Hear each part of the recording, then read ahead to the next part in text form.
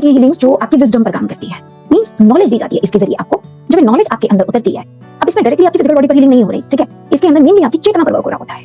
आपकी कॉन्शियसनेस में जब कुछ कॉन्सेप्ट्स आते हैं, कोई नॉलेज खुलती है और फिर आप उसके ऊपर मेडिटेट करते हैं, उसको अपनी लाइफ में एक्सपीरियंस करते हैं, देखते हैं हाउ इट इज वर्किंग, तो वहां से क्या होता है, आपकी विजडम धीरे धीरे बढ़नी स्टार्ट हो जाती है, आपके अंदर एक डेप्थ आनी स्टार्ट हो जाती है और आपकी चेतना बदलनी स्टार्ट हो जाती है। चेतना बदलती है तो जिंदगी में सभी कुछ बदल जाता है। अब इसके अंदर क्या चीजें आती हैं? Spiritual talks, obviously when it is delivered by a real spiritual enlightened person, otherwise ये बहुत बड़ा डेंजर भी है आपके लिए।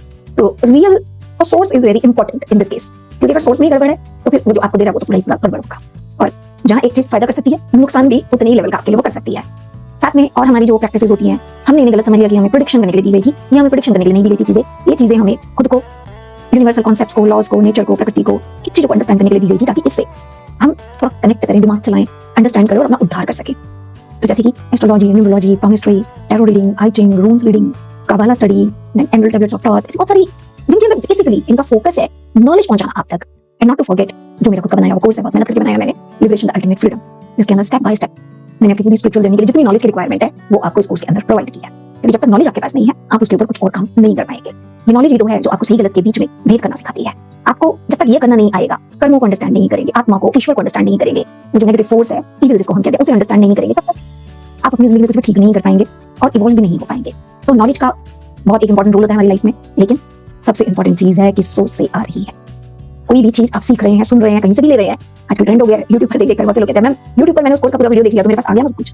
It's not about that only. देने वाले ने क्या दिया है, क्या उसकी डेप्थ है।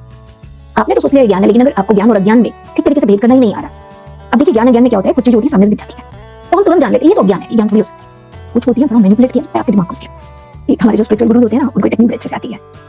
10 चीजें हाई विजडम की बताओ, 4 उसके अंदर बड़ी सॉफ्टली अज्ञानता की बातें डाल दो, जिन्हें आप पहचान भी ना पाओ, क्योंकि आपको वहां तक गए नहीं, आप जिस पर भरोसा कर रहे हो आपको गुमराह कर रहा है। तो ये सारी चीजें होती है, इसलिए हमें सोर्स को सही तरीके से पहचानना बहुत ज्यादा जरूरी होता है। सही तरीके से सोर्स के पास अगर आपको मिल गया और आपने उस पर मेडिटेट किया और आप भी लग गए बस अब अपने पर काम करना है, तो फिर ये अकेली चीज भी आपको उद्धार कर सकती है। ऐसे ही स्पिरिचुअल टॉक्स वगैरह का ट्रेंड नहीं चला था, इसीलिए चला था क्योंकि कुछ बातें होती हैं जो हमारी अंतरात्मा बताती है, कुछ होती है जो हम बाहर से सुनते हैं, इनसे हमारे अंदर बदलाव आता है। अगर हमें उस बात की गहराई समझ में आती है, हम उस पर मेडिटेट करते हैं, उसको एक्सपीरियंस करते हैं, समझने की कोशिश करते हैं कि इसकी गहराई में इसका क्या मतलब है, तो ऐसा हो ही नहीं सकता कि हमें बदलाव ना आए।